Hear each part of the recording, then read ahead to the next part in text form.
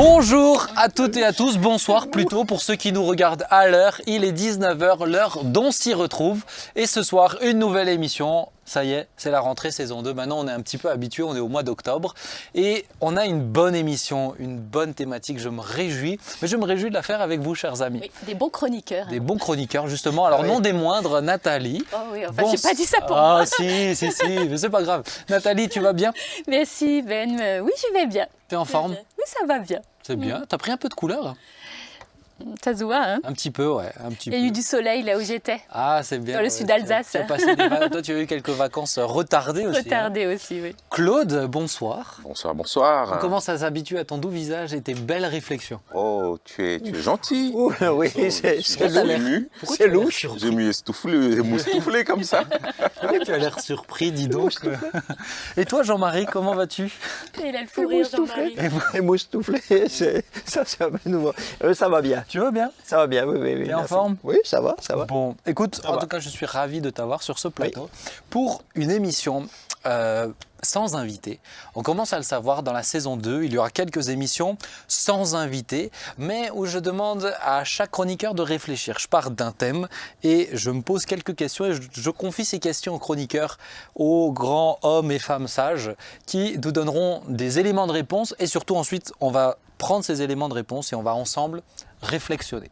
On est d'accord avec ça? Oui, je sens qu'on fait une émission en français, français revu et corrigé. D'accord. Ok, supposément. Alors, supposément qu'on parte ensemble pour ce beau voyage. Le thème de ce soir, c'est le choix. Je vais commencer par une petite définition, une citation, et ensuite on est parti. Le choix, qu'est-ce que c'est? Alors, pourquoi je me suis dit déjà qu'on va parler du choix? Parce que je me rends compte que la notion de choix aujourd'hui, elle est de plus en plus questionnée. La liberté de choix, on va l'aborder. La difficulté de choisir est de plus en plus présente. Et pourquoi? Parce qu'il y a une multiplicité d'offres qui est devant nous. Et donc, justement, je pense qu'aujourd'hui, la notion de choix, elle est très intéressante. Et pour un chrétien, et on va le voir ensemble, il y a des vraies questions d'ordre spirituel sur le choix. Alors, premièrement, une définition, la définition de Larousse, le choix, action de choisir quelque chose, quelqu'un, de le prendre de préférence aux autres. Résultat de cette action, le choix d'un métier, d'un collaborateur.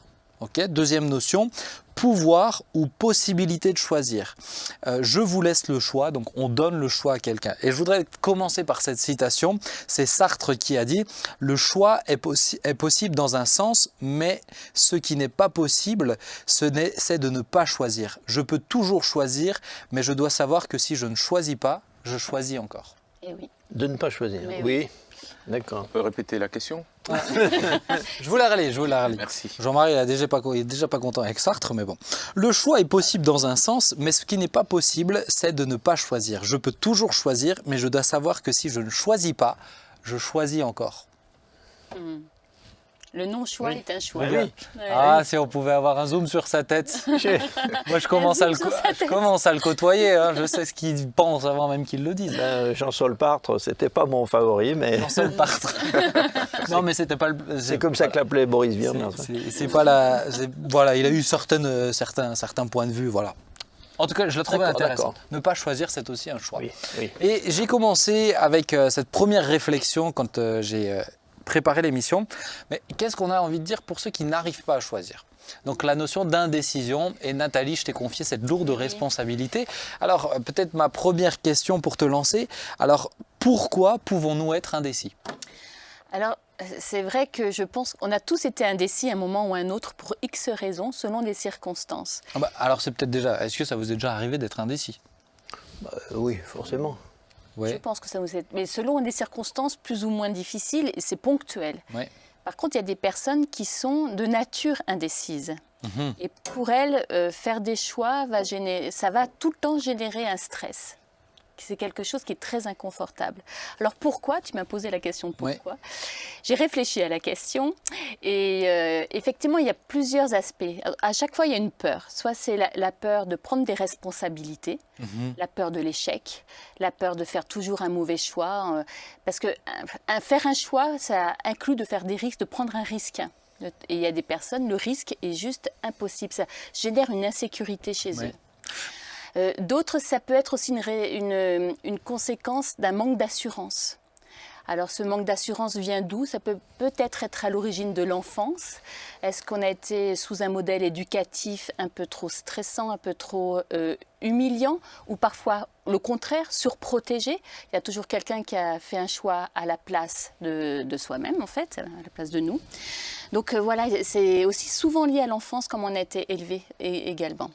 Est-ce que le choix, ça peut pas être aussi la difficulté de choisir liée au changement que ça peut impliquer?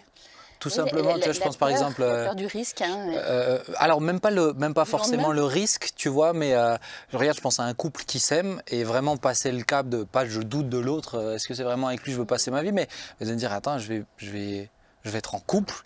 Ensuite, je vais avoir c'est vraiment un gros changement. Est-ce que Oui. la peur du changement, j'ai envie de dire, ou... Ça, je pense que ce sont les personnes qui veulent assurer une vie, contrôler et assurer tout. Ouais. Elles ont peur des aléas de la vie. Mais en réalité, c'est impossible de tout contrôler. Et les aléas, il y en aura toujours. Sortir d'un cadre connu pour... On a l'impression qu'il ne faut pas avoir de problème. Et on nous fait croire d'ailleurs qu'une vie agréable, c'est une vie sans problème. Mais ça, c'est un mensonge, ça, c'est absolument faux. Et je pense que ces personnes-là, elles veulent tout contrôler. Est-ce que vous êtes déjà... Qu'est-ce que vous pensez de sa réflexion? On va pas mettre une note, hein, c'est qu'est-ce que tu en penses Ah non, pas du tout. Moi, J'hésite. je me vois à table, je parle toujours un peu en image, je me vois à table au resto, en train, moi, de venir au resto avec l'idée, avec ma chère étang, que je salue d'ailleurs, qui m'entend. Oh, c'est beau. Et moi, quand je vais au resto, voilà, j'ai pas 40 choix, quoi. Je sais pourquoi je viens et je sais ce que j'ai envie de manger. Ah ouais, t'es comme ça? Et d'habitude, c'est rouge, c'est saignant. Ah. Et, oui, mais il y a plusieurs types de rouge et de saignant. Oui, moi, c'est toujours, voilà, c'est quelque chose de rouge, de saignant et de bon, de très bon. Et je sais que ma femme, à chaque fois qu'on lui donne une carte, c'est une forme d'indécision, mais pas dans une. C'est pas la peur, mais je ne sais pas en fait. Je sais pas ce qui me plaît. Est-ce que tout lui plaît peut-être? Ouais, ou est-ce que justement, mais j'ai envie de goûter ça et ça aussi et ça aussi. Je sais pas qu'est-ce qui me plaît le plus. Voilà, sûrement. Je ne lui ai pas posé la question. Je lui ai pas posé la question. Mais comme dit, c'est souvent aussi, pour ma part, de ce point de vue-là, une ignorance. Oui. Voilà, je t'énerve en fait. Je sais pas. Non, avec le temps, c'est fait. Mais c'est sûr que pour choisir, faut savoir ce qu'on aime, faut savoir. C'est ça que tu voulais dire. C'est ça. C'est-à-dire, pour choisir, il faut savoir qu'est-ce que je choisis, pourquoi je le choisis. Il faut se connaître, quoi. Voilà, il faut se connaître. Et c'est vrai, Claude, ça fait partie de la maturation. Si on n'a pas les éléments pour choisir. Parce que souvent, j'entends dire « Ah, mais mon enfant, il choisira qui y croira, quel Dieu il choisira plus tard. » Mais on ne peut pas choisir sans avoir des connaissances. Il faut connaître un minimum pour choisir. Ouais, ou si tu viens sur quelque chose de très terre-à-terre, à faire ses vœux au lycée, c'est compliqué. Ou en troisième, moi je me rappelle avoir fait en troisième, mais c'est perturbant. À 15 ans, de devoir choisir, tu sais que ça va impacter tout le reste de ta vie, mais t'en sais encore rien de ce que t'aimes, de ce que t'aimes pas. Oui, c'est ça, ouais. T'as pas les cartes, on te demande de faire un choix et tu n'as pas les moyens. Mais pour revenir à l'histoire du resto, moi, il me semble avoir remarqué que dans presque tous les couples, c'est un peu comme ça. Les hommes décident très vite et c'est les dames qui hésitent longtemps. Repasser parce que je n'ai pas décidé et puis elles cherchent. Je pense que c'est plus masculin. C'est plus masculin de décider rapidement, en tout cas dans cette circonstance-là. Et ce qui ne veut pas dire, si on l'applique au reste de la vie, ça ne veut pas dire que les hommes choisissent mieux. Hein. Ça veut juste dire qu'à mon avis, ils choisissent plus vite. Mais des fois, ils font des conneries plus vite. Oui, des bêtises. Ah, on dit des bêtises, des bêtises. Merci. Ouais. Ils font des bêtises. Quand je l'ai dit, je me suis dit peut-être ça va passer inaperçu, mais comme ça, merci Nathalie. Et du coup, on ne coupera pas. Voilà.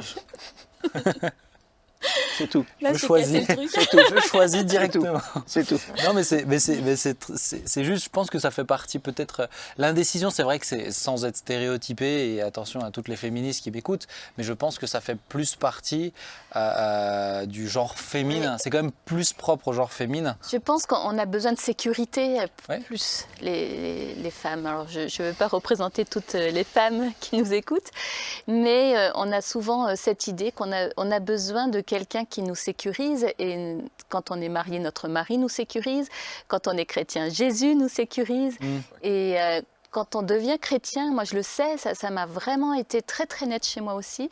Ça m'a aidé à faire des choix beaucoup plus facilement, parce que j'avais forcément un papa, un code de la route qui est la Bible. Tout devient quand même beaucoup plus simple pour les grands choix de la vie, hein, j'entends aussi. Oui, ouais. Mais il y a un cadre, dans la Bible, il y a un cadre. Hein. Clairement. Parce que plus tu as de choix, plus c'est compliqué de choisir. C'est ça, Plus le cadre est précis, tu sais dans quoi tu peux choisir, hein, Ça. tout Ouais, simplement. c'est vrai. Vas-y, continue ta réflexion. Oui, parce qu'il y a aussi d'autres raisons pourquoi on peut ne pas choisir. C'est la peur de déplaire. Et je me suis rendu compte qu'il y a des personnes qui n'arrivent pas de faire leur propre choix comme elles le voudraient, parce qu'elles ont vraiment ce désir d'être toujours en relation avec les autres, dans une fausse paix en vérité. Et elles n'avancent pas. Ce sont des personnes qui ont du mal à avancer, à faire des projets. Et d'où vient cette peur de déplaire? C'est vrai qu'il y a peut-être plein de raisons, mais ce sont des personnes en général qui ont du mal à tisser des relations, j'allais dire, durables avec les gens. Parce que si tu n'arrives pas à être toi-même, tu as une perte d'identité finalement. Ces personnes, relationnellement parlant, ça va créer un malaise à un moment donné. On en revient avec ce que tu disais avant, la notion d'indécision, c'est aussi lié à se connaître soi-même et la question de l'identité, justement. L'identité. Ouais. Et puis, quand tu choisis pas toi, souvent les autres choisissent pour toi. Oui, et c'est ça. Le non-choix est un choix.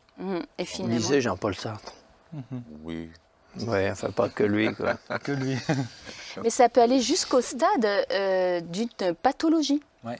Ah oui. J'ai trouvé ce mot magnifique qui est l'aboulomania, qui est une vraie C'est une pathologie. comédie musicale, c'est. C'est pas Starmania, la boulomania, mais c'est vraiment pour ceux qui en souffrent, ça doit être quand même très très compliqué à gérer dans la vie de tous les jours, parce que ça amène même jusqu'à la dépression. Et je pense que des personnes qui s'oublient, qui n'ont pas leur propre identité, peuvent arriver jusqu'à une dépression. Ouais. Et là, c'est une pathologie. C'est une pathologie. La sécurité n'est peut-être pas la raison de ce manque de décision. C'est plus difficile. Après, je crois que ce qui est difficile dans le choix, c'est que le choix, ça devient quelque chose de concret. Quand tu choisis, tu commandes ton plat, tu as l'idée dans ta tête, mais quand tu choisis, tu sais que c'est ce plat-là qui va venir et pas un autre. Et le choix nous engage. Et le choix nous engage donc à traduire quelque chose. Et je pense que là où ça peut être difficile, c'est de passer de ces idées ou de ces propositions, de ces réflexions qui sont dans ta tête à justement le traduire en actes, à cette prise de décision. Toi qui aimes les mots, tu pourras peut-être m'éclairer, mais si je ne me trompe pas, il y a un mot, c'est velléité. C'est cette capacité de parler, mais de ne pas s'engager dedans, de ne pas être dedans. Mais la velléité, c'est la volonté sans y mettre l'action, les moyens pour y arriver. Ouais. Être velléitaire, c'est souhaiter, alors que vouloir, c'est se donner les moyens d'obtenir, quoi. Ouais. Donc, moi, ce qui ça me faisait sourire quand vous parlez en termes, tous les deux parlez en homme, en termes d'actes, de faits, de responsabilité. Et Nathalie, elle parlait en termes d'être mal à l'aise ou de quelque chose qui pourrait ne pas convenir, etc. Donc, intérieur. Les hommes, intérieur, ressenti. Ouais. Ça c'est masculin, c'est l'acte, donc les hommes réfléchissent, choisissent de manière raisonnable. Ils ne sont pas tous raisonnables, hein, oui. mais disons c'est basé. On parle d'une généralité. C'est basé sur le mode raisonnable, tandis que les dames forcément d'après leur nature choisissent sur un mode qui est plus émotionnel. Donc, est-ce que ça va me plaire? Est-ce que ça va me donner? Quel sentiment ça va me donner? Quel sentiment ça va produire chez les autres? Et que les hommes choisissent en se disant est-ce que c'est opportun? Est-ce que c'est efficace? Ouais, Donc, c'est vrai. c'est pour ça peut-être que les hommes choisissent plus vite, sans choisir mieux, mais plus vite. Oui. Et je C'est pas disais mal. aussi, il y a souvent aussi l'après-choix. Parce que là, si je te rejoins là dans ce que tu dis, il ne s'agit pas de choisir, mais être au clair avec son choix, de pouvoir l'assumer. Ouais. L'assumer. Et je pense que des fois, il y a plusieurs qui vivent cette dimension-là intérieure où le choix est difficile et qui se contraignent quand même à choisir, parce qu'il faut choisir à un moment donné. Oui. Mais après, qui passent le temps, une fois le choix fait, à se reposer des questions, à douter et à regretter en fait. Et ça peut aussi être une source de stress. de aussi. stress et de En tout souffrance. cas, c'est intéressant parce que je pense que c'est utile de dire quand on s'est trompé.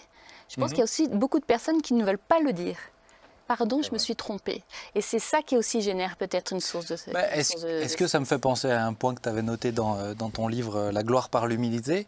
Est-ce que des fois ne pas choisir, c'est une question d'orgueil aussi? De justement peur de faire l'erreur? On peut être perfectionniste Ouais. et ne pas savoir choisir à cause du fait qu'on attend quelque chose de parfait derrière. Ouais.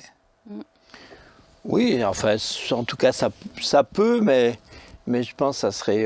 Pas systématiquement. ouais, dans c'est ça. Dans certains cas, tu vois. C'est possible, c'est Là, possible. je me dis, il y a peut-être, ou moi-même, j'ai été confronté, il y a une multitude de choix. Et oui. On ne peut pas résumer le thème du choix, juste, Oui. c'est général, il y a tellement de choix. Oui, le choix de son épouse, c'est pas comme la le choix peur- de son yaourt du La midi. peur, C'est, la peur d'accord.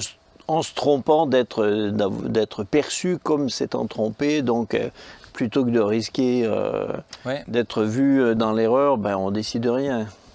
Oui, ça c'est... Ouais. Je pense que peut-être ce qui est difficile dans le Bien sûr. choix aussi et qui entraîne l'indécision, c'est que le choix d'une option, c'est la mort de toutes les autres options. Waouh. Dans plein de sujets. vrai. Je reprends un exemple allez, factuel et très terre à terre et un peu léger, parce que vous le calerez à plein de situations peut-être plus complexes, mais je choisis mon yaourt du midi, je ne vais pas prendre 4 autres yaourts derrière. Je choisis une épouse, je sais que c'est la mort de... Chérie, Les tu autres. écoutes ça, ne me juge pas dans ce que je dis, mais c'est la mort de toutes les autres possibilités d'épouse ou de vie que j'aurais pu comprendre. C'est pas la mort des personnes. Ah, bon, C'est- d'accord. c'est la mort de l'option. Heureusement. D'accord, elle ne meurt pas derrière. Ah bon, hein. ah bon. Mais je pense que c'est peut-être ça aussi qui est difficile. Ben, moi, je trouve ça en même temps... moi, j'aime cette idée-là, tu vois. Oui. Il y a Parce des que ça veut dire que personnes t'avances. Oui, c'est ça. Moi, c'est ça qui me plaît, c'est le fait d'avancer. Ouais. Moi, je pense que peut-être, je suis peut-être quelqu'un au niveau d'être une femme qui aime prendre des décisions. Puis je pense qu'il y a des hommes et des femmes qui aiment choisir et puis d'autres pour qui c'est moins confortable. Ah, ça rejoint le fait que dans la vie, d'une façon générale, il y a des gens qui sont plus leaders par tempérament, Nature, quoi. Hein. oui. Ouais, c'est un Et truc. donc, Il y a dès des gens, qu'on tu l'as ou tu l'as pas. Voilà, dès que quelqu'un C'est est un un truc peu que tu responsable, ben, par définition, il doit prendre des décisions. Prendre des décisions, c'est toujours choisir. Et puis il y a des gens pour qui c'est stressant, c'est contraignant. Ils sont excellents dans ce qu'ils font, mais ils n'ont pas envie d'être dans ce rôle. Alors peut-être pour les gens chez qui c'est un handicap quasiment l'indécision, parce que pour des gens c'est vraiment un handicap. Quel conseil on pourrait peut-être leur donner rapidement? J'aimerais passer ensuite sur une deuxième réflexion sur la notion de choix, mais conseils très pratiques, terre à terre, qu'on pourrait employer comme ça. Alors, moi, je pense que prier. En fait, je veux dire par là, comme je le disais dans mon témoignage, à partir du moment où je suis devenue chrétienne, j'avais vraiment un cadre qui m'a reposée. Et connaître la Bible, ça aide beaucoup. Prier énormément, parce que c'est vrai que le Seigneur, des fois, il répond, des fois, il ne répond pas. Mais tout de même quand il ne répond pas, voilà. En tout cas, le fait d'être chrétien, ça aide beaucoup. Alors, je sais qu'il y a des chrétiens qui nous entendent et qui peuvent très bien être dans cette situation d'indécision en ce moment. Il faut laisser parfois le temps. Ouais. Il ne faut pas se précipiter aussi, des fois. Moi, j'ai appris avec mon mari, ça beaucoup, de laisser le temps, de ne pas se précipiter. Ouais. Et c'est vrai, bien des fois, il a presque toujours raison. Tu peux le redire s'il te plaît? Il Tu m'as m'entend, mais- demandé si tu peux le répéter. Il a presque toujours raison. Bon, le presque, il est moyen, mais c'était pas mal. Mais Moi, il me Claude, sem- Ah, pardon. Ah, non, mais non, Vas-y, Claude. L'ancien, Jean-Marie. vas-y, on te laisse la Moi, il me place. semble que les gens qui ont qui ont de la difficulté de manière un peu récurrente, quotidienne à choisir, hein, c'est pas dans le choix qu'il faut qu'ils travaillent, c'est dans ce qu'ils sont, en eux-mêmes. Identité, ouais. Identité. Et c'est une question de, Je suis d'accord. comment dire, d'être à l'aise avec, avec eux-mêmes. C'est l'assurance, c'est leur image, c'est sur leur image qu'ils doivent Ouais. travailler. Je suis assez d'accord avec ça, ouais. Je te rejoins. Tu voulais dire quelque chose, Claude? Oui, comment dire, ouais, c'est un sujet complexe quand même. Ah, mais c'est complexe, hein, mais en même temps, il touche tellement. Moi, combien de personnes je vois qui sont dans l'indécision constante, quoi. Moi, j'aimerais dire à ceux qui nous écoutent, ceux qui sont chrétiens, qu'ils ont déjà fait le meilleur choix. De Oui. choisir Jésus. Mm. Voilà. Ça, c'est déjà Ça, c'est bien. le repos Ça, d'âme. vous pouvez déjà être rassuré. Et c'est déjà bien. C'est déjà pas mal et c'est très bien même. Et pour les autres, de dire, vous devez choisir Jésus. Voilà. Ah, toi, tu prends des réponses faciles, toi. Mais parce que. Quand je dis ça, c'est déjà Eh, pas mal. C'est Mais, intéressant. mais tu vois, parce que moi, ça me fait dire quelque Ils se chose pour les demandaient chrétiens. comment ils allaient prendre leurs décisions Tu vois, pour pour leur les- appartement, pour leur boulot, pour ils disaient, ah, bon, ça répond pas, ça répond Mais pas. c'est bien, c'est très bien. Mais tu vois, pour les chrétiens, moi, ça me fait dire quelque chose. Parce que beaucoup de chrétiens qui ont du mal à choisir, ils ont peur de se tromper de la volonté de Dieu. Et c'est pour ça qu'ils ont du Dieu mal. les aimera Ils ont peur qu'en choisissant ça, c'est pas le plan de Dieu. Et je pense que quand on dit qu'on choisit Jésus, ça veut dire que Jésus nous conduit. Voilà. Jésus inspire nos choix, qu'on s'en rende compte ou non. Dès le moment où on veut faire sa volonté et qu'on la cherche. Combien de personnes, je leur ai dit, mais t'es pas obligé d'avoir une direction claire Mais non. pour que Dieu inspire ton choix. D'ailleurs, Quand Dieu dit à Abraham, va dans le pays que je te montrerai, Abraham, il a un choix. Je vais à droite ou je vais à gauche. Est-ce que Dieu lui a dit où il doit aller? Non. Donc il va y aller, il va à droite. Dieu va inspirer au fond de lui cette direction-là. C'est ça. Moi, je pense qu'il faut qu'ils comprennent que cette peur très souvent est une fausse peur. Ouais. Celui qui a peur parce que est-ce que Dieu va m'approuver, etc., c'est une fausse peur dans le sens où le problème chez lui n'est pas là. Parce que quand il va acheter des chaussures, il a le même problème. Et Dieu est ni pour ni Mais contre Oui. tel ou tel paire de Alors que machin ou certains ont d'autre. des problèmes aussi dans le choix. Même, Des chaussures. Oui, c'est pour ça, je veux dire. Donc ils ont un choix, ils ont des choix qui sont moralement, spirituellement neutres à tous égards, et ils ont les mêmes choix. Donc après, ils se figurent que leur problème, c'est par rapport à la volonté de Dieu. Non, c'est un problème qui est en eux-mêmes. Ouais. Et je pense que ceux qui sont convaincus de l'amour de Dieu sur leur vie auraient peut-être moins ce problème-là. Bah oui, parce que Dieu est un bon père. Voilà. Il ne va pas te laisser taper le mur. Mais non. Peut-être juste pour... ensuite, on va enchaîner, parce que ça fait déjà quasiment 25 minutes qu'on est en train de parler de Oui, ça. écoute. Mais, juste peut-être dire, moi, ce que je me rends compte dans des entretiens, ce qui est important, c'est de détricoter la pelote de laine là. Parce qu'en fait, l'indécision, elle a amené tellement de réflexions, tellement de suspicions, tellement de projections, que de revenir sur, attends, factuellement, c'est quoi le truc? Et on peut aussi, je pense, mettre des étapes, des choses qui nous accompagnent dans le choix, pour être plus rassuré. Attends, je suis pas en train quand je me mets en couple avec quelqu'un, sans parler de se mettre en couple à la légère, je suis pas en train de dire je choisis la femme avec qui je vais me marier demain. Je suis en train de dire je choisis la personne que je vais découvrir pour ensuite aller à autre chose. Donc il y a aussi je dirais cet accompagnement dans le choix qui peut aussi apaiser. Je suis d'accord. Et deux choses, je rejoins Jean-Marie quand il dit il y a un problème au niveau de son identité. Oui. Hein. Ouais. Il y a comme quelque chose. Et là, j'ai envie de dire, là, il y a plusieurs sources. Parce que face à la même situation, les sources peuvent être diverses. Pourquoi est-ce que je n'arrive pas à choisir? Ouais. Alors on pourrait, face au même choix, avoir les mêmes réactions, mais des sources complètement différentes. Et l'idée, c'est de trouver, pour moi, les sources. Pourquoi Oui. est-ce que j'ai du mal à choisir? Je pense qu'on doit pouvoir tous se poser des questions. Pourquoi, là, maintenant, j'ai du mal à choisir?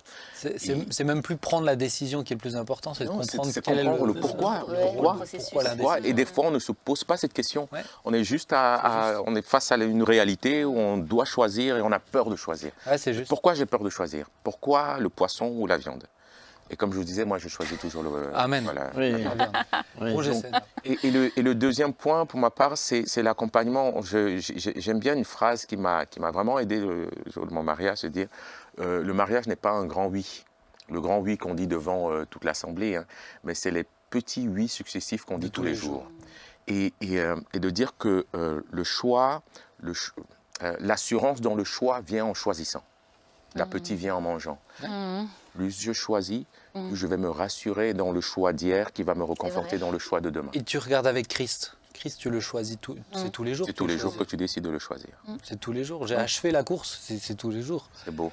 On va enchaîner parce que... Et puis ceux qui choisissent mal devraient aussi des fois, et qui choisissent des fois très vite, il y a des gens qui choisissent toujours très vite et qui choisissent toujours mal. Il faudrait aussi qu'ils réfléchissent pourquoi ils choisissent si vite et pourquoi si mal. Ouais. Donc ne m'a jamais déçu. Allez, ça c'est... Désolé de revenir dessus. Là tu vas vite là. Du coup. Sur l'entrecôte, tu sais Tu nous donnes faim, là. tu me donnes faim. Là. Je ne sais pas pourquoi j'y suis resté, mais désolé, vraiment. Ah, Mais Claude. on va partir sur un deuxième point et c'est à toi Claude que j'ai confié la responsabilité de la réflexion. Mais je pense qu'il est vraiment actuel. C'est l'intitulé, c'est mais pouvons-nous encore choisir dans une société de contrôle? Et aujourd'hui, on le voit avec la question, j'ai pas le choix d'être vacciné ou du pass sanitaire ou j'ai pas le choix de ceci, cela. Je ne fais pas un débat là, vaccin, pass sanitaire, etc. Mon souci, c'est la question de la société de contrôle. Est-ce que vraiment on peut encore choisir? Parce qu'on parle de contrôle, on peut parler de manipulation, mais est-ce que vraiment je peux encore choisir? Donc Claude, conduis-nous. J'ai combien de minutes Commence. En tout temps, faire 3 minutes. Hein. C'est ça. En tout cas, moi, déjà, je suis parti sur l'idée de est-ce que nous sommes dans une société de contrôle avant de partir de la dimension du choix. Sommes-nous dans une société de contrôle, messieurs et dames? Vous pouvez répondre hein, si vous le voulez. Mais historiquement, sociologiquement plutôt, j'ai lu, et je vois bien que le contrôle a été exercé dans le passé, dans l'histoire, par les corps intermédiaires, c'est-à-dire l'usine, la famille, l'école, l'État, voilà, société qu'on appelle une société disciplinaire, où on suivait le groupe, voilà, le parti politique et on quitte de cette société, on va dire, disciplinaire. Le contrôle était exercé par des règles, par un cadre défini, à une société où le contrôle est exercé autrement, il me semble. Pour moi, de manière plus pernicieuse. Plus pernicieuse parce que c'est un contrôle qui se fait aujourd'hui peut-être par les réseaux sociaux, les médias. Je pouvais parler, j'ai noté l'occidentalisation, c'est-à-dire on est dans un monde village où aujourd'hui nous sommes en train de discuter, on peut être entendu, c'est-à-dire les idées peuvent être véhiculées dans un petit village au Congo. Hein. Parce que Internet circule, c'est le monde de la communication, des médias. Et là, on est dans un contrôle qui est beaucoup plus idéologique. Oui, c'est le contrôle de la pensée. Les normes ne sont pas écrites, elles sont, aidez-moi s'il vous plaît. On contrôle pas les mêmes choses. Elles sont implicites. Elles sont implicites. Pourquoi je m'habille comme ça, la manière de s'habiller, la manière de... Et certaines sont beaucoup plus assumées. L'école à 3 ans, pour moi, c'est la société de contrôle aussi. Oui. Oh, tu peux nous en raconter? Je parle de l'école à 3 ans. J'ai mon petit qui vient d'y être. L'école obligatoire à 3 ans, moi je trouve ça, je trouve ça atterrant. Mais parce qu'il y a un but de contrôle idéologique derrière. Donc, tu posais la question, tu as dit qu'on peut répondre. Moi, je crois qu'on est complètement dans une société de contrôle. Contrôle par la manipulation. Ok. En majeure partie du temps. C'est le contrôle par la pensée, par l'idée, non pas plus par un groupe structuré, un groupe, on va dire, comme on disait avant, des groupes, je l'ai noté quelque part, des milieux d'enfermement. On appelait ça des milieux d'enfermement. Mais aujourd'hui, l'enfermement, il se fait plutôt au niveau de la pensée. Hein. J'ai aussi lié cette question-là de société de contrôle par la postmodernité. j'ai développé une partie postmodernité qui dit quoi? On n'est plus dans une vérité absolue, tout devient Relatif. relatif. Tout est relatif. Le groupe, on n'est plus lié au groupe, mais on recherche quand même un profit individuel. On n'est plus dans une société de la réalité, mais on est dans une société de l'image et du virtuel. Les libertés civiles ont été changées en une forme de tolérance comme ça. Et c'est une société qui fait valoir le désir sur la morale. Vous me suivez toujours? Oui, toujours. Mais tu vois, Claude, en parlant de la société de tolérance, Oui, qui est quand même une société intolérante. c'est vrai. C'est vrai. C'est ça qui est subtil et pernicieux. Oui. C'est que sous apparence d'une grande liberté, soi-disant, d'une grande tolérance, en réalité, on va droit vers une pensée unique. Oui. Et si tu n'es pas d'accord avec cette pensée unique, là, ça devient inquiétant. Moi, je dirais qu'on va vers une société, comme tu dis, Ben, vers une société de contrôle, mais on y va.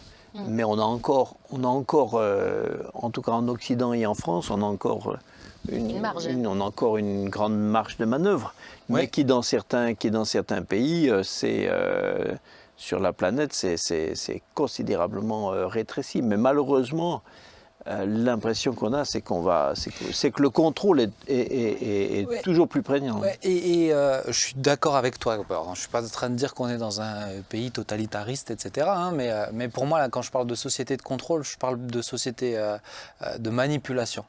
Et tu regardes tous les lieux de décision ou d'influence sont gérés par... en tout cas, l'impression que j'ai, par des petits groupes qui ont la même idéologie souvent. Une idéologie politique, une idéologie de vie où on véhicule des notions, des choses qui Façon sont... de voir la et société, qui, le qui influencent, et c'est eux que tu entends. Et c'est là où moi je parle de contrôle pernicieux, c'est parce que je suis assez d'accord avec toi de dire que c'est un contrôle plus de la pensée. Tu regardes l'influence des réseaux sociaux sur les choix de vote par exemple, où il y a eu des études, où il y a eu des tests qui ont été faits, ou même Facebook a assumé des tests qu'ils ont faits sur les votes de mi-mandat pendant l'élection Trump-Obama, et ils ont regardé quel est l'impact qu'ils pouvaient avoir sur les votes. Bien sûr. Bon, ils se sont rendus compte qu'ils ont une force de frappe qui dépasse n'importe qui. Clairement. Donc c'est là où je parle de société de contrôle. C'est une société de l'influence. Ouais. Parce que le contrôle, comme j'ai dit, on n'est plus dans une société disciplinaire. C'est une société plutôt où tout se fait dans une influence. Ouais. On parle d'influence sociale. Mais elle a pour but de façonner et de modifier ton comportement. D'où ma question, est-ce Et ta manière de qu'on voir peut les encore choses. choisir personnellement? Oui. Venons-en au but. Oui, oui, on peut choisir parce qu'en même temps, on disait c'est une société d'individus. Donc tu as le choix. Il y a même une multiplicité. Ouais. Jean-Marie? Bien. Merci. Une multiplicité de choix, mais ces choix-là se font sous deux égides. Égide, c'est la première fois que je dis intéressé. Mais il est très beau et très bien placé. Il passe bien? Oui. Ok, merci. Tu devrais te faire plus souvent confiance. Ces hein. choix se font sur deux égides. Est-ce que j'appartiens à cette société ou est-ce que je suis rejeté? Et c'est beaucoup plus compliqué parce qu'on veut tous appartenir à un groupe. Mais pour appartenir à un groupe, de manière naturelle, il faut que je m'habille comme le groupe. Il faut que je corresponde à ce moule, Ouais. cette croyance, cette pensée, cette norme. C'est une norme sociale. Est-ce que j'appartiens ou je n'appartiens pas? Mais dans le groupe dans lequel j'appartiens du coup, en choisissant à une... comment dire, je me perds ou vous me Non, suivez mais moi je toujours te suis. En tout cas, Donc, quand j'ai décidé d'appartenir à cette société, eh ben, je me fonds à sa manière de penser, à sa manière de vivre, à sa manière de consommer, à sa manière de voir. Laisse-moi essayer de le reformuler Merci. pour avoir peut-être un autre angle. Chers amis, il y a des émissions qui sont plus... Désolé. Ah non, Claude, t'excuses pas, parce que moi c'est aussi comme ça que j'aime les émissions qui sont différentes. Et des fois je pense juste s'arrêter, vraiment réfléchir, creuser un truc, c'est très intéressant. Vous pouvez mettre pause si vous êtes fatigué, regardez demain encore la suite. Mais je trouve que c'est pour moi, c'est essentiel qu'on aborde ces questions, puisqu'on les aborde d'où sinon? On les aborde comment? Et peut-être ce que tu essayais de dire, c'est que ton choix, il se décide à quel groupe tu appartiens. Et que tu vas être influencé de toute manière, mais si tu veux pas être influencé par l'impact d'Instagram, ben ton choix c'est de ne pas avoir Instagram. C'est ça. Et ton choix il se trouve là-dedans. C'est ça que tu veux dire. Voilà, très bien. Mais, est-ce qu'on est libre ou pas? Plus la société est une société de contrôle, moins on a de choix factuels possibles. Hein. Quand tu es, par exemple, quand j'ai été incorporé sous les drapeaux, puis j'ai fait mon service militaire, bon, ben, j'étais dans un cadre où j'avais très peu de choix. M'habiller, on m'a donné une tenue, on m'a dit tu mets celle-là. Donc la coupe de cheveux, on me l'a rasée, on m'a dit c'est celle-là. Et puis les horaires, ben, on m'a dit c'est comme ça. Et les activités, c'est comme ça. Donc quand on est dans un cadre où tout est impératif comme ça, on peut avoir le sentiment qu'on n'a plus de liberté. Mais je pense qu'on a toujours une liberté intérieure et que les choix qui nous restent deviennent à ce moment-là extraordinairement forts, existentiels, quoi. Je continue de penser ce que je veux, je continue d'éprouver les sentiments que je veux nourrir. Hein. Vous n'aurez pas ma liberté de penser. Voilà, c'est ça. Je continue. Et parce que Paul, par exemple, dans le Nouveau Testament, Paul parle à ceux qui sont esclaves. Et il leur dit aussi qu'ils ont été libérés en Christ. Hein. Mais dans leurs conditions sociales, ils sont encore des esclaves. Quelle liberté ils ont? Ils peuvent choisir ni où ils habitent, ni ce qu'ils font, ni où ils vont. Dans la vie de tous les jours, ils n'ont rien à choisir. Pour le dire autrement, un homme emprisonné aujourd'hui peut être beaucoup plus libre que beaucoup de gens libres à l'extérieur s'il est libre dans sa tête. Voilà, mais alors c'est une démarche courageuse. Ouais. J'allais le dire, je pense que dans un milieu de contrôle, celui qui peut encore faire un choix, c'est un courageux. Oui, je suis tout à fait d'accord avec toi. Mais je pense qu'aujourd'hui, il faut du courage. Il faut du courage. Aujourd'hui, moi je l'ai souvent dit, mais aujourd'hui, 90% des enfants dépistés trisomiques sont avortés. Waouh. Et pour moi, ce qui est important, c'est de bien faire comprendre que ce n'est pas juste les parents qui disent « Ah non, on n'en veut pas ». C'est qu'il y a une réelle influence et une réelle pression. Moi, quand mon petit Adam il est né, on a fait passer des examens à Sylvie en disant c'est vraiment important, il y a le risque de ceci, cela. Et après, on nous a dit oui, ça va, mais il y a quand même 3-4% où il faut vérifier et il faut nous pousser encore plus. Et moi, j'ai entendu le témoignage déchirant de parents qui regrettaient ce choix en disant mais je me suis senti dans un temps de fragilité émotionnelle, je me suis senti poussé. Une figure d'autorité, un médecin. Oui, on a choisi pour toi. On a choisi pour toi. Donc, oui. pour moi, aujourd'hui, refuser, c'est être courageux. J'ai vu dernièrement une vidéo d'un couple de parents qui ont eu un enfant avec des déformations graves. Et la vidéo, franchement, elle était touchante, belle. Ils l'aimaient, ils allaient possiblement faire des opérations, ça allait s'améliorer. Le petit enfant était vraiment défiguré, hein, mais franchement, la vidéo, elle était émouvante. Je me dis, tiens, je vais voir les commentaires, c'est beau, c'est un message d'amour et tout. C'était monstrueux, c'était une déchetterie ce qui se passait sur Internet. Ces parents sont des monstres, comment ils peuvent faire ça, là, les courageux, c'est eux. Là, les courageux, c'est eux. C'est ce que je relevais plus tôt, c'est-à-dire on n'est plus dans du disciplinaire, il n'y a plus de sanctions. Oui.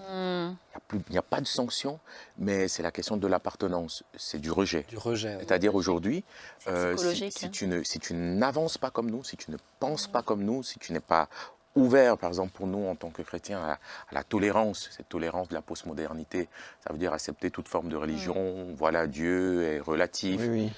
Du coup, tu es rejeté, tu es mis à côté. Ouais. Tu es mis à côté. Et moi, je voulais pour continuer un peu dans ma réflexion, dans la Bible, on a ce témoignage-là de Daniel, Shadrach, Meshach et Abednego.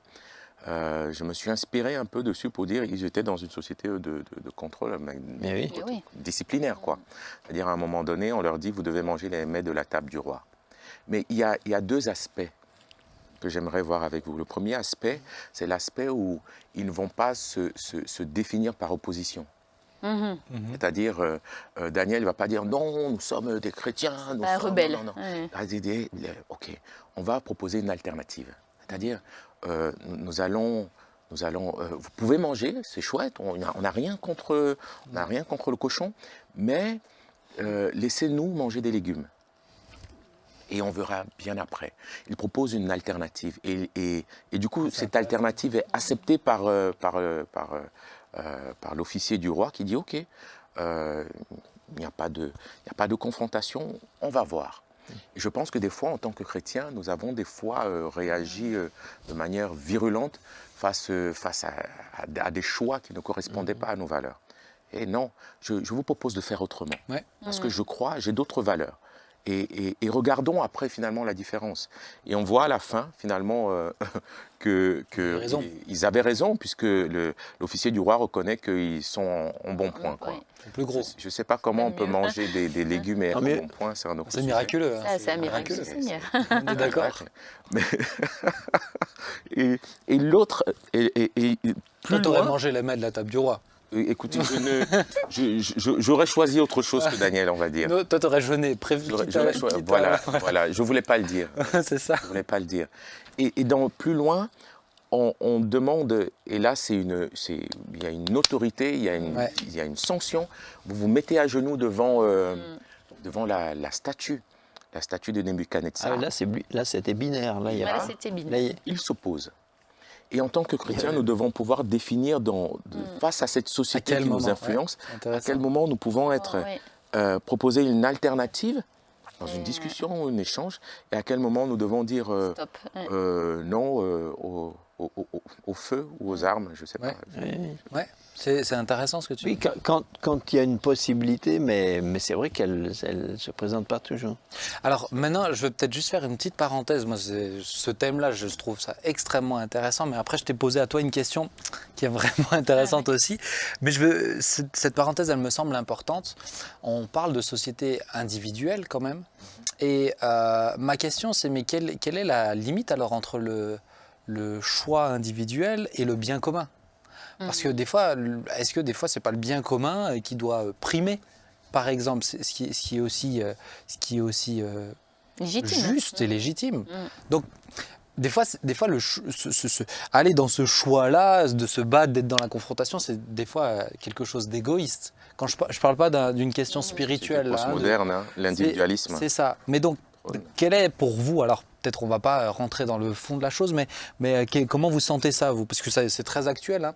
Mais la question de bien commun, de choix, de liberté individuelle, qui est très délicate, hein, mais comment, Jean-Marie, toi, qu'est-ce que tu en penses ? Je pense que le fond du problème du mal-être de notre société, c'est qu'on a fait, c'est que l'individualisme a posé comme base que la convoitise personnelle de chacun vers son bien-être est légitime en tout temps. Oui.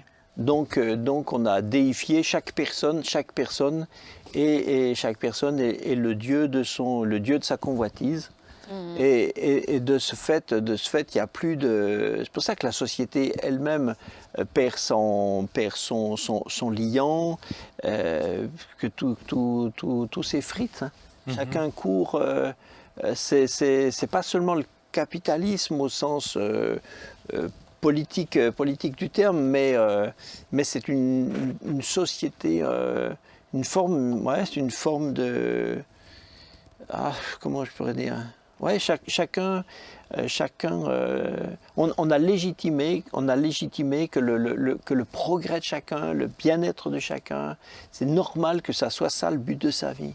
Ouais. En faisant ça, on va. Oui, mais après, tu vois, il y a des choses. Si maintenant ça touche à ce qui est au fond de moi, des valeurs profondes. Le bien commun, il est dit. Tu mets pas forcément le bien commun en priorité quand ça touche au fond de moi. C'est là où c'est quelqu'un d'égoïste qui veut pas payer ses impôts parce que son choix, c'est de dire non, c'est mon argent, etc. Bon voilà, il regarde pas du tout au bien commun. Et on parle peut-être de quelque chose d'égoïste. Mais quand ça touche à des valeurs profondes, intrinsèques à la personne, qui font qu'elle se définit comme elle est, c'est délicat, je trouve, mais honnêtement, moi, je me suis posé la question parce que ça évoque des sujets, mais même dans l'histoire, en fait, où pour certains, ça a été très délicat. Mais je pense que, moi, je dirais, ma limite à moi, c'est est-ce que c'est toujours en règle avec ce que Dieu veut ou pas ? Oui. C'est là mon point.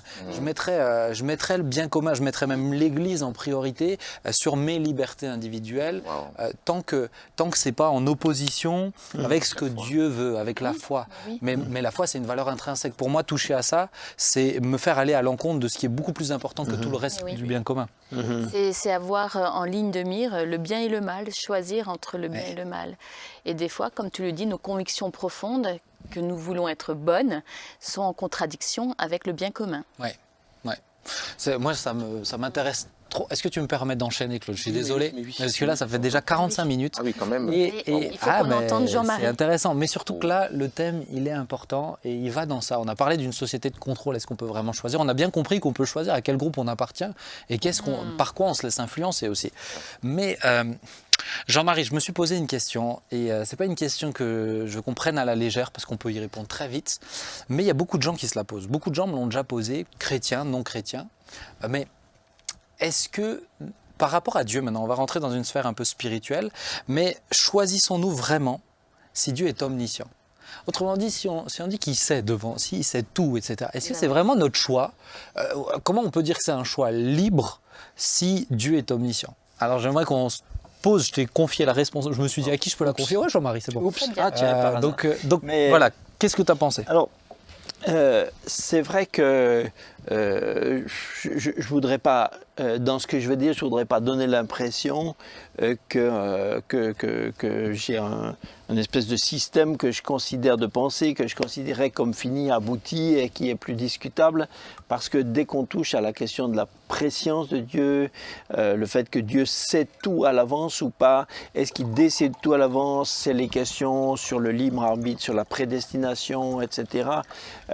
Sont des débats qui sont extrêmement ardus et que 2000 ans d'Église n'ont pas complètement réglé d'une façon ou d'une autre. Donc, c'est pas nous tout d'un coup, en 2021, on arrive et puis voilà, on va solutionner tout ça. Mais j'ai quand même une conviction.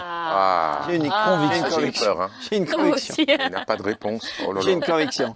Ma conviction, c'est vraiment que... les formes, hein. Non, mais tu as raison, je trouve ça sage. Ma conviction, c'est que je ne crois pas à la prédestination, à la double prédestination.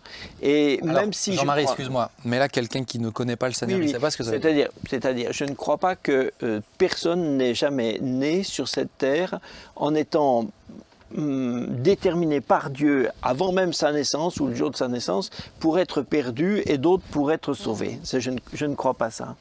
Je crois que quand Dieu dit moult fois dans la Bible choisis, je crois que le fait qu'il nous propose de faire un choix, c'est qu'il met un vrai choix.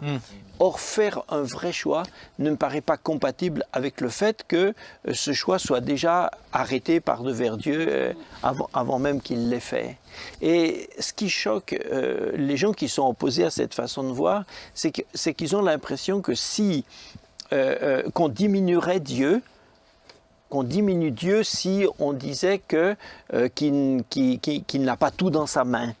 C'est comme si tout d'un coup on disait, mais attendez, Dieu est Dieu, forcément puisque Dieu est Dieu, il sait tout, il détermine tout, etc. Ça serait le rendre plus petit. Or je ne crois pas, et j'aimerais faire remarquer que Dieu a inventé, j'ai essayé de me suivre 2 minutes parce que je vais faire un petit tour pour arriver à mon arrivée. Des fois, il faut pouvoir développer les raisonnements. Voilà. Dieu a inventé, alors on met des guillemets, Dieu a inventé des choses qui n'existaient pas avant la création dans l'éternité. Oui. Dans l'éternité, avant la création, le temps n'existait pas. Or, Dieu qui est éternel, a créé un paramètre qui est inconcevable avant et Dieu décide qu'il va faire quelque chose dans une dimension où il y aura un paramètre qui est le temps, c'est-à-dire que les choses seront chronologiques. Or, quand Dieu est éternel, avant la création, ce paramètre n'existe pas. Quand Dieu crée ce paramètre, ça veut dire que lui-même, il va s'impliquer dans ce paramètre. C'est pour ça qu'il est écrit, par exemple, que Christ est mort au temps marqué par Dieu. Donc Dieu lui-même, en Christ c'est le Fils de Dieu, donc Dieu lui-même s'implique, s'incarne, s'implique dans ce paramètre temps qu'il a créé lui-même. Quand tu dis s'implique, c'est se limite? Voilà, alors c'est pas une limite, ça veut dire qu'il s'implique dedans, mais ça ne le diminue pas. Oui. Ça veut dire qu'il s'accomplit, il s'accomplit lui-même, il accomplit ce qu'il est dans sa nature à travers ça. Ouais. Un deuxième point, Dieu crée la matière. Dieu est esprit, et avant la création, la matière n'existe pas. Dieu décide d'une création dans laquelle il y a un paramètre qui est que les choses existent avec des limitations qui sont des limitations physiques. Des éléments. Dans un monde totalement spirituel, ça n'existe pas.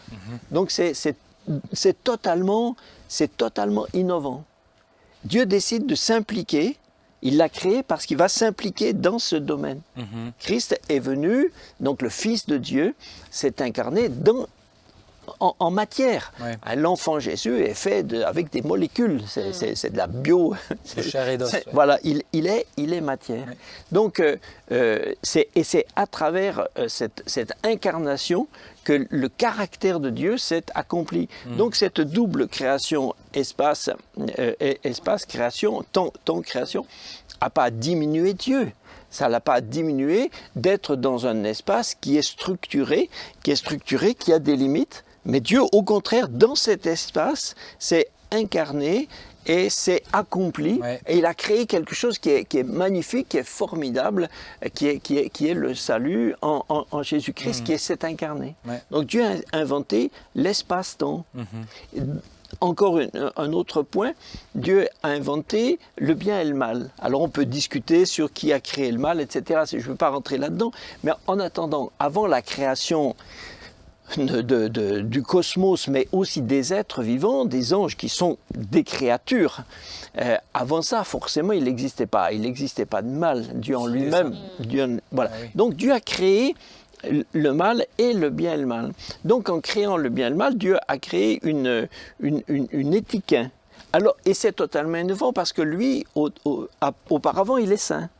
Donc il est saint, donc il n'est pas concerné en lui-même par ça. Ouais. Avant, souvent on dit que Dieu est saint pour le différencier, pour dire que Dieu, en lui, il n'y a pas de péché.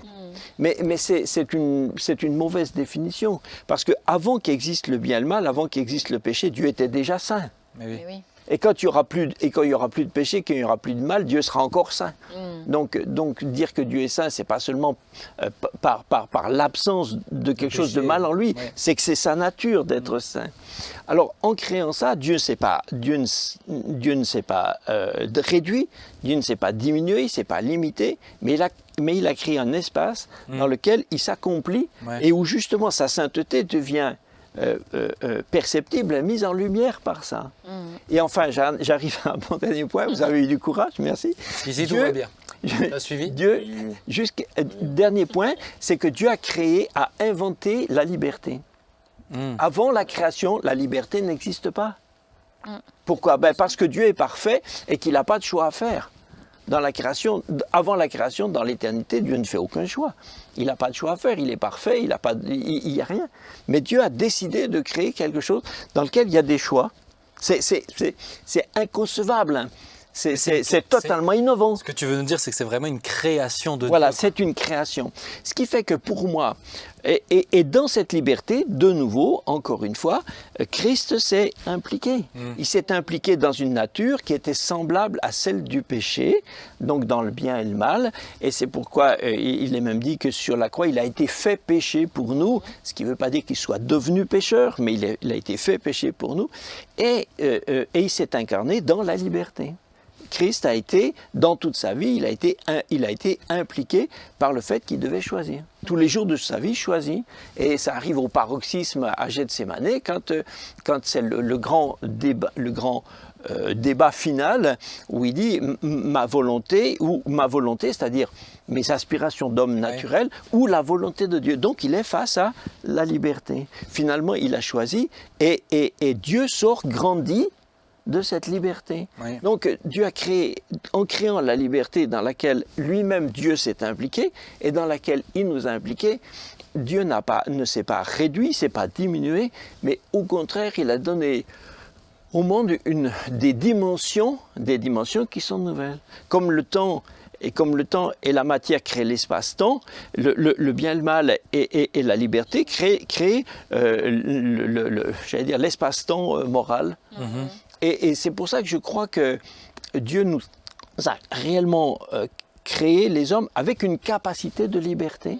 Et que Dieu, quelquefois, d'une façon générale, je crois que Dieu sait tout, mais j'espère ne pas choquer trop de gens, mais je crois que Dieu, quelquefois, attend de voir ce que nous allons choisir. Et le verset qu'on cite toujours, il y en a deux à mon avis.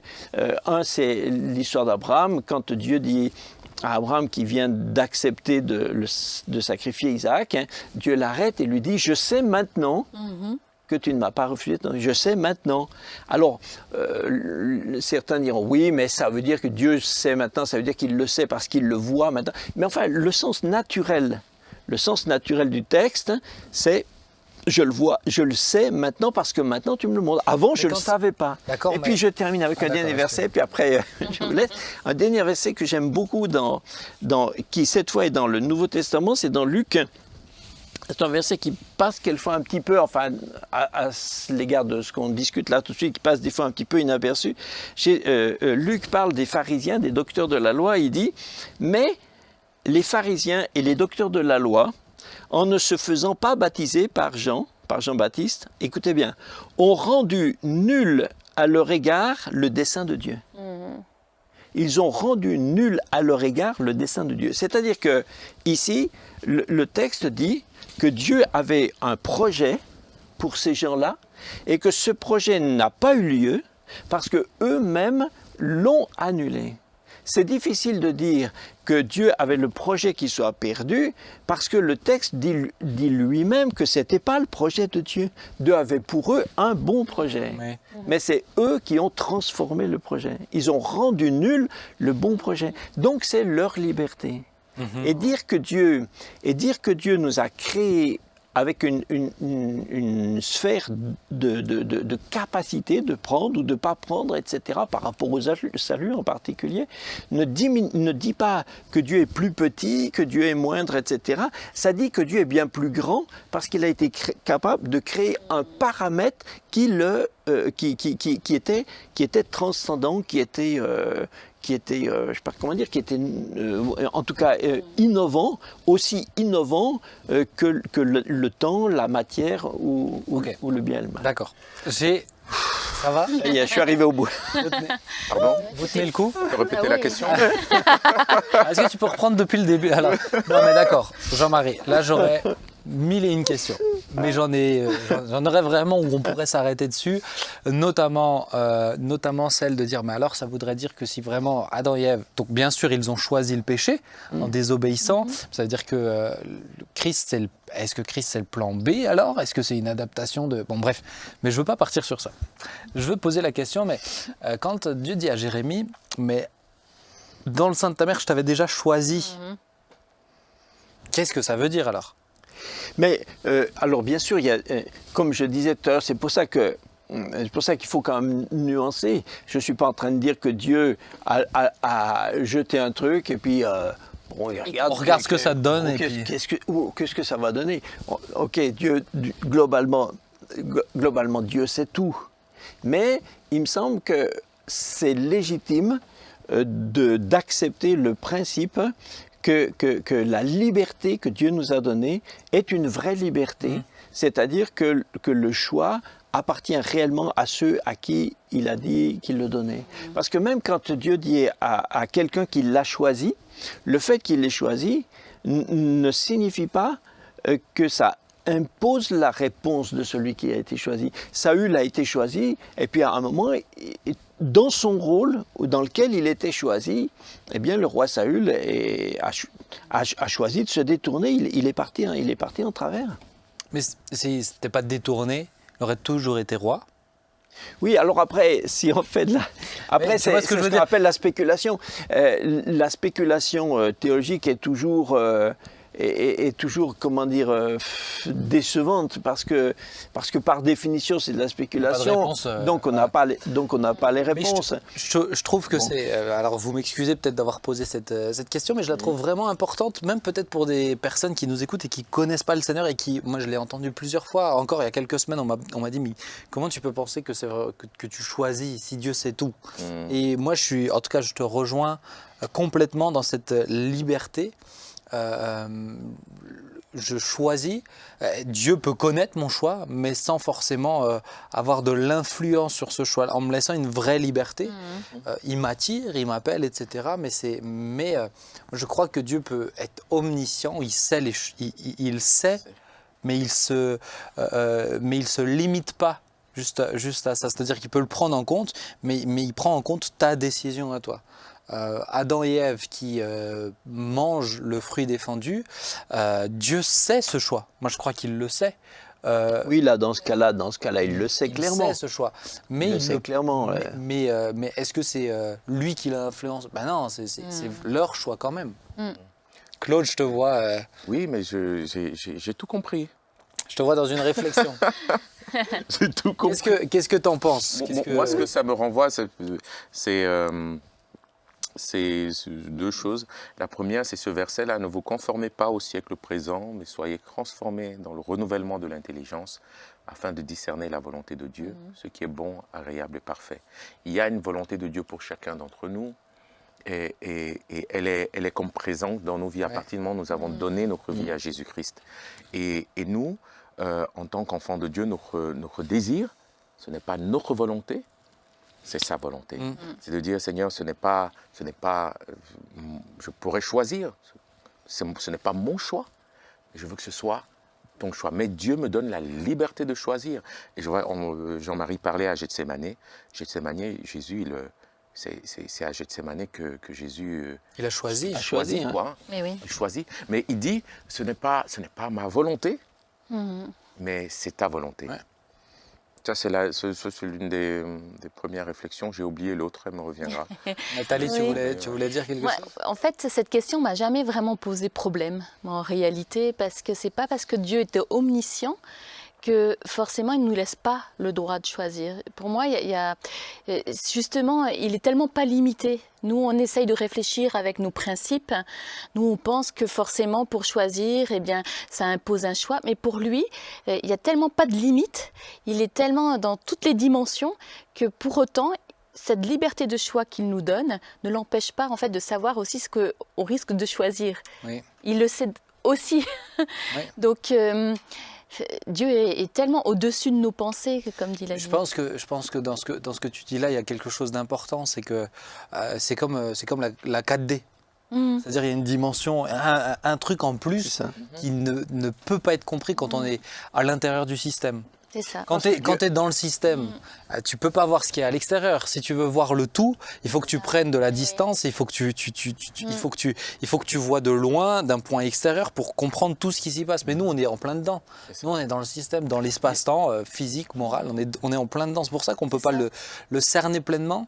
Mais je pense que c'est quand même essentiel de le rappeler par ce biais-là ce soir. Dieu peut tout savoir. Dieu peut tout savoir, mais il peut aussi faire le choix. En tout cas, face à une situation particulière, Dieu peut faire le choix de ne pas savoir. Oui. Nous, on peut... il vient de me perdre. Voilà. Dieu peut tout savoir, mais il peut à un moment, il peut faire un choix. Oui. Il peut faire le choix de ne pas savoir. Il peut faire le choix d'attendre quelle est la réponse. Quelle sera la réponse? Il est Dieu. Pourquoi Dieu ne pourrait pas décider? Pourquoi Dieu ne pourrait pas décider de dire tiens, je vais voir. Je vais voir. Bien parce qu'il nous avec Abraham, il dit tiens, je vais voir. Je vais voir. On n'est pas des pantins entre les mains de Dieu.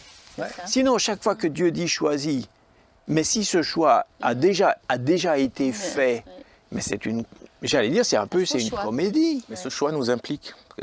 C'est Dieu qui dit choisis. J'ai placé ça, c'est le verset, l'un des versets préférés de Mon grand-père. J'ai placé la vie et la mort devant toi. Choisis la vie Choisis. afin que tu vives. C'est-à-dire, oui, on prend des choix tous les jours. Mais ce n'est pas tant, quand tu parlais de responsabiliser, mais ce n'est pas tant qu'on ne... Moi, j'ai envie de dire, à partir du moment où on choisit la vie, il y a un chemin. C'est Ça a du vrai. sens? Mais oui. Eh oui. Mais Il y a un chemin. Si c'est un vrai choix. Pour moi, c'est un vrai sens si c'est un vrai choix. c'est ça. Mais Et si le choix a été fait à l'avance, c'est même difficile, je trouve, de comprendre que Dieu condamnerait quelqu'un qui est condamné parce qu'il a été Ça n'a pas choisi de sens. pour être condamné. Ouais, ouais. Ça n'a pas de sens du coup. Bon, et pour conclure, parce que le temps passe vraiment. Oui, mais moi, je oui, trouve conclue. Choisis de conclure. Je choisis, t'inquiète pas. Mais je trouve que le choix libre et avoir cette vision-là du monde, de sa relation avec Dieu, c'est stimulant.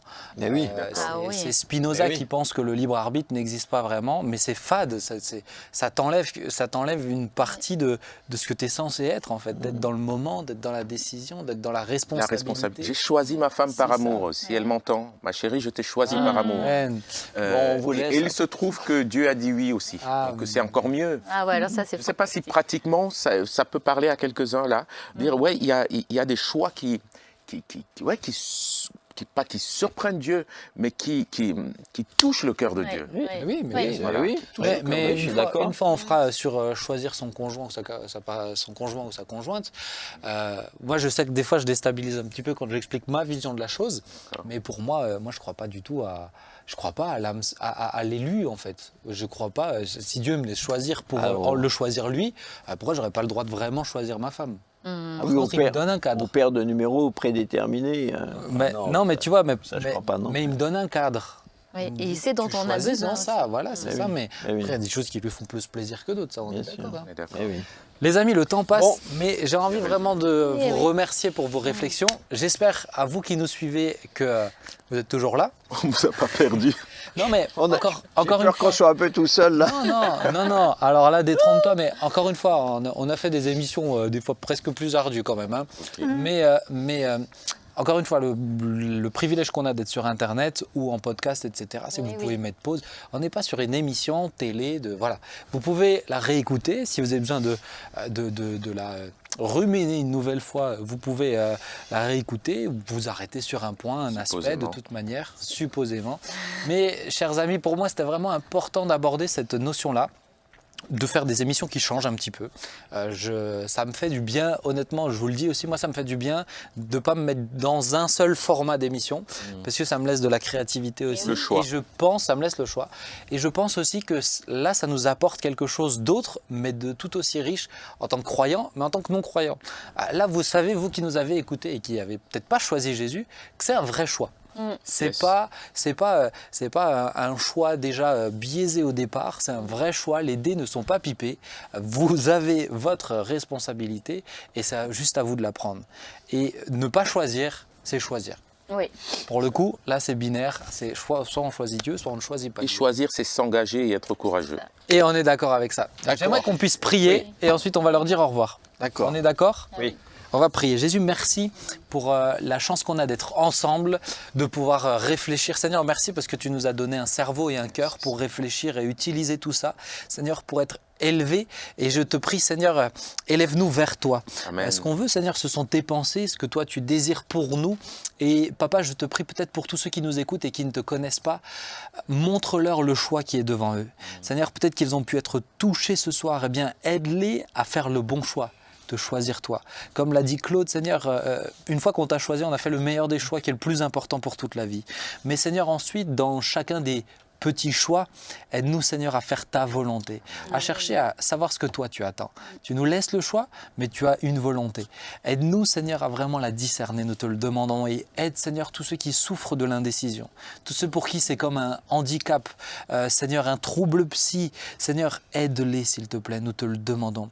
Merci pour ces merveilleux moments et merci pour tout ce que tu nous donnes chaque jour. Amen. Amen. Amen. Merci à vous. Je vous remercie. Plaisir. Merci. Et merci à vous, chers amis. Encore une fois, vous pouvez liker, partager, suivre sur les podcasts. Vous pouvez reprendre le fil de la discussion demain si vous êtes fatigué. Et n'hésitez pas à nous suivre vendredi prochain à 19h sur la page de la Porte Ouverte. À bientôt. À Ciao, ciao. bientôt. Au revoir.